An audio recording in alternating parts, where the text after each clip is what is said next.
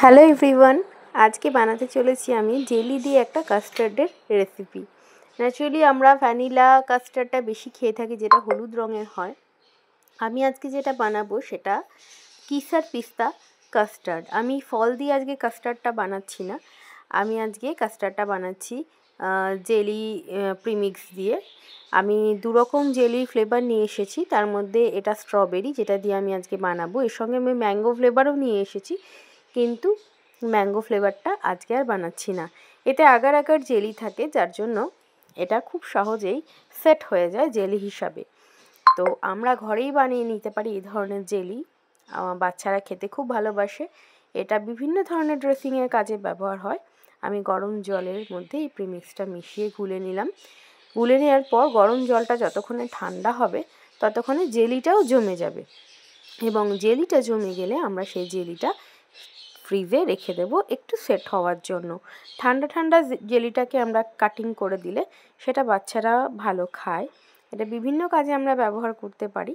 আমি আজকে এই জেলিটা দিয়ে বানিয়ে নেব আমার কিসার পিস্তা ফ্লেভারের কাস্টার্ড। আমি শপিং মলে গিয়েছিলাম, সেখানে আমি অনেক ধরনের আজকে ফ্লেভার দেখেছিলাম। অ্যাকচুয়ালি বেশিরভাগটা আমরা ভ্যানিলাটাই বানাই, যেটা হলদে হলদে রঙের হয় ভ্যানিলা ফ্লেভার। তো কিসার পিস্তা দেখার পর আমি রসগোল্লা ফ্লেভারও পেয়েছিলাম। আমি 1 লিটার দুধকে জাল করতে দিয়েছি, একটু গরম হয়ে গেলে তার সঙ্গে আমি কিসার পিস্তার যে ভ্যানিলার যে আমার কাস্টার্ড পাউডারটা আছে, যে এটা দিয়ে আমি একটু কাঁচা দুধের সঙ্গে, বা যেটা কম ঠান্ডা হচ্ছে সেই দুধের সঙ্গে গুলে নেবো। দিয়ে আমি গরম দুধে ওটা দেওয়ার পর সমানে ওটা চালাতে থাকতে হবে, না হলে দলা পেকে যাবে। দলা পেকে গেলে দেখতে একদমই ভালো লাগে না এবং খেতেও ভালো লাগে না কাস্টার্ড। তো আমি আপনাদেরকে দুটো ফ্লেভারই দেখিয়ে দেবো। এটা কিসার পিস্তা, এর সঙ্গে আমার কাছে ভ্যানিলাটাও আছে, রসমালাই ফ্লেভারও হয়, আরও অনেকগুলো ফ্লেভার হয়। এই যে এটা দুরকম কোম্পানির আছে আমার কাছে। আমি আজকে সবুজটা বানিয়েছি। এই যে সবুজ যে প্রিমিক্সটা, এটার মধ্যে আমি এবার একটু এই যে দুধটা চাপিয়েছিলাম সদ্য সেটা আমি দিয়ে দেবো। এটা কিন্তু আমি অনেক আগেই ঘন করে রেখেছি দুধটা। আমার কাছে 1 লিটার দুধ আছে, আমি অনেকজনের জন্যই বানাবো, তাই দুধটা বেশি পরিমাণে দিচ্ছি। কি সুন্দর একটা সবুজ রঙ এসেছে। এর মধ্যে বাদাম, পিস্তা এগুলো কিন্তু কুচি কুচি করা আছে, যেটা গোলার পর ভেসে উঠছে। তার সঙ্গে আমি আলাদা করে কাজু, কিশমিশ এবং আমন্ডও রেখেছি। এগুলো গোটা আছে, এগুলোকে পিস পিস করে কুচি কুচি করে কেটে নেব। এই যে এখানে ভেসে উঠেছে, এগুলো কিন্তু দেওয়া আছে। স্বাদটা খুবই ভালো, স্মেলটাও খুব ভালো, খুব ভালো লাগছিল। ঘরে এই ধরনের খাবার যদি বানিয়ে খাওয়ানো হয় বাচ্চাদের বা বড়রাও, তাহলে খরচাটাও অনেক কম পড়ে। এবং এগুলো কিন্তু কাস্টার্ডের এই যে ফ্লেভারটা, ভ্যানিলাটা 40 টাকা দাম এবং কিসার পিস্তার দাম আছে সেখানে 60 টাকা। দুটোর দামের কিন্তু ডিফারেন্স আছে, কোম্পানিও আলাদা আলাদা, কিন্তু আমার মনে হয় ফ্লেভার যেটা জেনারেল পাওয়া যায় তার সঙ্গে থেকে এটার দামটা বেশি হয়। আর জেলি প্যাকেটটার দামও ছিল 50 টাকা। এই যে একটা ম্যাঙ্গো জেলি আমি দেখিয়ে দিচ্ছি, এটাও 60 টাকা লেখা আছে, আমি 50 টাকা করে নিয়েছি শপিং মল থেকে। ম্যাঙ্গোটা আজকে বানাবো না, আমি তো ম্যাঙ্গোর খাই না, আজকে স্ট্রবেরিটা বানাচ্ছি। অলরেডি জেলি সেট করতে আমি দিয়ে দিয়েছি, এদিকে দুধের মধ্যে আমি দিয়ে দেবো এটাকে দিয়ে সমানে চালাতে হবে, যেন কোনোভাবেই দলা না পাকে। আর খুব ঘন বেশি হয়ে গেলেও ভালো লাগে না, তো আমরা সেই পরিমাণেই নিয়েছি। 1 লিটার দুধের মধ্যে দেখলেন তো কতটা, হাফ কাপের থেকেও কম আমি প্রিমিক্স দিয়েছিলাম। এর মধ্যে আমি আবার চিনি দিয়ে দেবো। চিনিটাও আমি একটু কম করে দিচ্ছি। তার সঙ্গে এই ড্রাই ফ্রুটসগুলো আমি চপিং করে নিয়েছি। আজকে আমি কোনো ফল দিচ্ছি না। এটা বেশ ভালো থিকনেস চলে এসেছে, বুঝতেই পারছেন।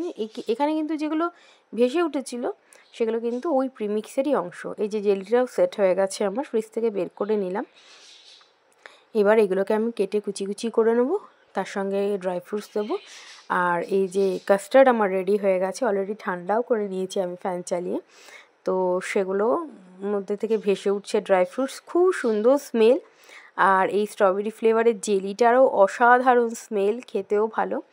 এটা কুচি কুচি করে আমি বিভিন্ন জায়গাতে সেট করে কাস্টার্ডটা আজকে বানাবো। অন্যদিন আঙুর, আপেল, কলা এগুলো দিয়ে বানাই। আজকে ভাবলাম যে আমি একটু জেলি আর ড্রাই ফ্রুটস দিয়ে বানিয়ে দেখি কেমন লাগে খেতে। অন্যদিন আবার ভাবছি ভ্যানিলাটাও ট্রাই করব। আর রসমালাই ফ্লেভারের যে কাস্টার্ড প্রিমিক্স আমি সেটাও নিয়ে আসবো। আজকে এটা দিয়ে বানালাম, একটু রেয়ার কম্বিনেশন বলেই আমার মনে হলো, কিন্তু তাও দেখা যাক কেমন লাগে খেতে। আর এভাবে আমরা ঘরে বানিয়ে গেস্ট এলে ওই গরমকালে যদি সার্ভ করি তাদেরও রিফ্রেশমেন্ট অবশ্যই হবে এবং ভীষণ হেলদি ওয়েতেও জিনিসটা তৈরি হয়ে যায় ঘরে।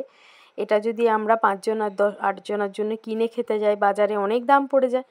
এই 1 লিটার দুধের কাস্টার্ড, এর মধ্যে আমি সব দিয়ে দিচ্ছি, কাচের বাটিতে তুলে নেবো এবার কাস্টার্ডটা তুলে নেওয়ার পর আমি এতে জেলি দিয়ে দেবো আর আমি ড্রাই ফ্রুটসগুলো দিয়ে দেবো। মিষ্টির পরিমাণটা আমি একটু কম রেখেছি, এগুলো সবই মিষ্টি জিনিস, মিষ্টিটা ঠিক অ্যাডজাস্ট হয়ে যাবে, খুব বেশি হয়ে গেলেও খেয়ে মুখটা টক হয়ে যাওয়ার সম্ভাবনা থাকে। এগুলো আপাতত তো তলায় চলে যাচ্ছে, জেলিটা তো ভারী, এটাকে যখন জমে যাবে উল্টে কেটে কেটে নিলে তখন বোঝা যাবে যে কেমনভাবে সেট হয়েছে। দেখতে খুবই ভালো লাগছে, আমার বানিয়েও প্রথমবার ভীষণ ভালো লাগলো। মানে স্যাটিসফ্যাকশন বলে একটা জিনিস আছে না, কিছু কিছু জিনিস বানিয়ে স্যাটিসফ্যাকশন লেভেলটা হাই হয়। ঘরে যারা খাবার বানাতে ভালোবাসেন তাদের জন্য তারা বুঝতেই পারছেন কেমন লাগে কিছু নতুন কিছু বানিয়ে। এগুলো ভীষণই কমন জিনিস, সকলেই জানে, কিন্তু কি হয় এই ভিডিওগুলো একটু উস্কে দেওয়া, এগুলো দেখে মনে হয় আমাদের যে না ঠিক আছে চলো আমিও বানাই।